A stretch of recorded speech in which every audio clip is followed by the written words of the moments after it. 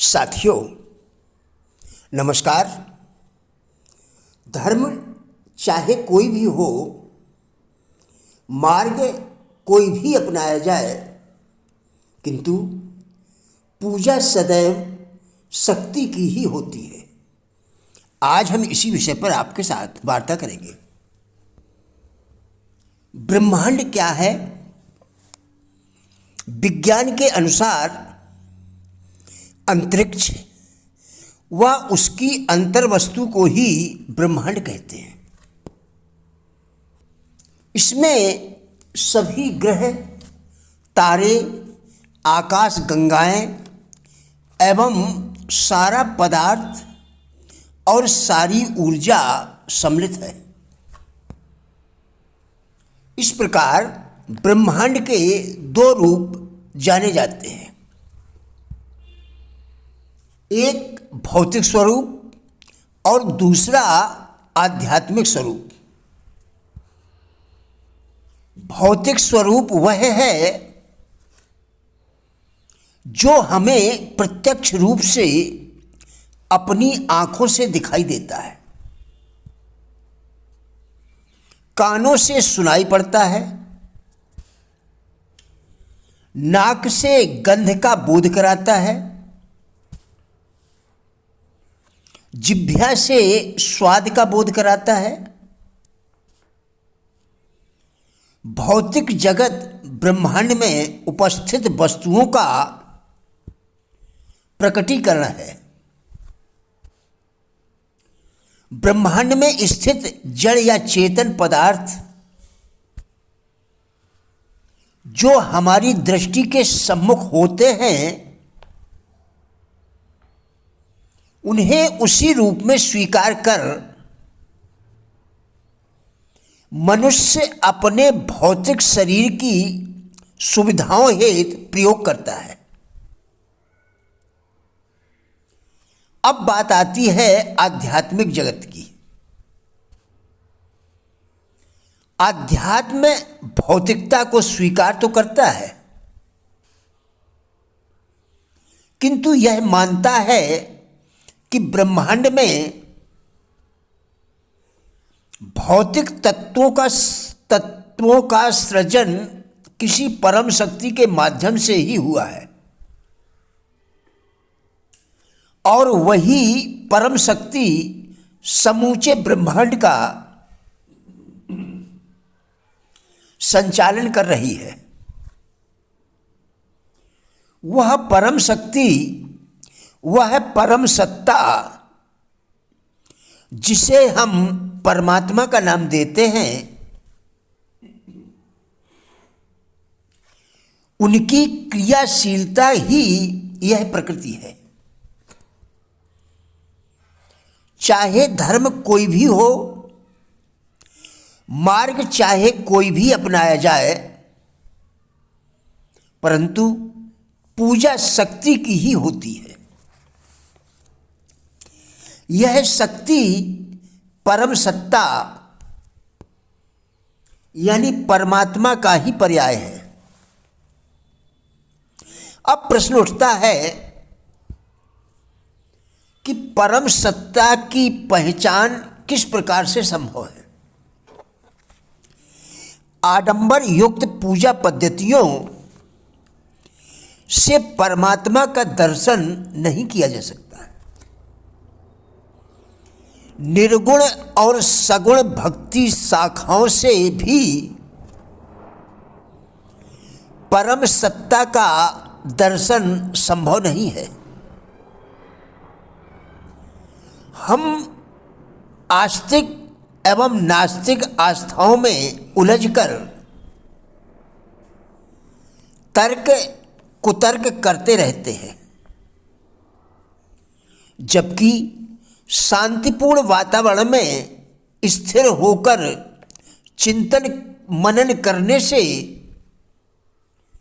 हमें सत्य का एहसास अवश्य होता है। जब कभी हम अपने सिद्धांत व उसूलों के खिलाफ जाकर कोई काम करते हैं तो हमारी आत्मा पर एक बोझ आ जाता है। चिंता फिक्र बढ़ने लगती है, असुरक्षा का भाव दिल में आ जाता है। आत्मा को ज्यादा देर तक नजरअंदाज करने से वह धीरे धीरे मरने लगती है और जिंदगी एक बोझ लगने लगती है। मैं पूरे संसार में एक ही शासक के हुक्म को मानता हूं और वह शासक है मेरे अंदर, मेरे अपने अंदर की आवाज यानी आत्मा।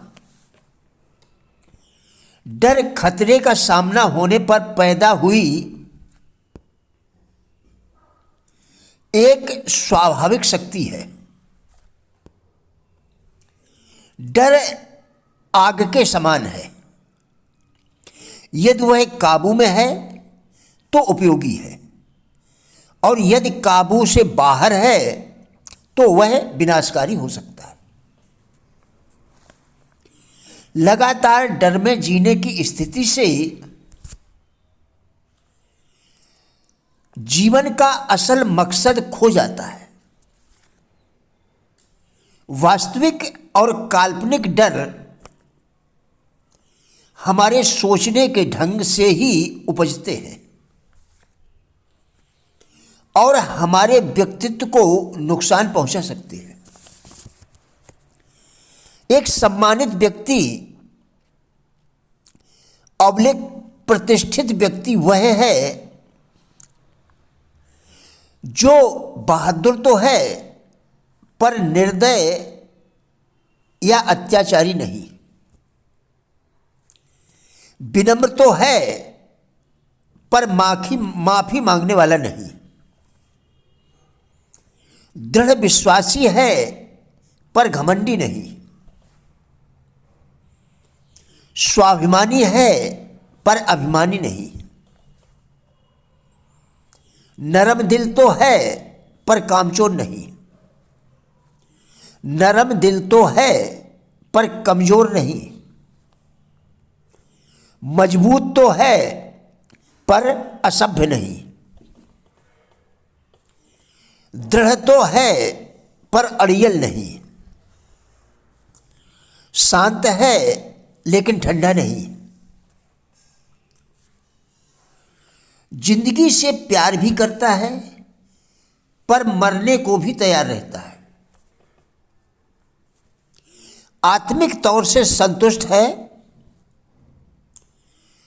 पर अभिलाषी नहीं, वैरागी है पर अलगाववादी नहीं। एक व्यक्ति ने अपने किसान मित्र से पूछा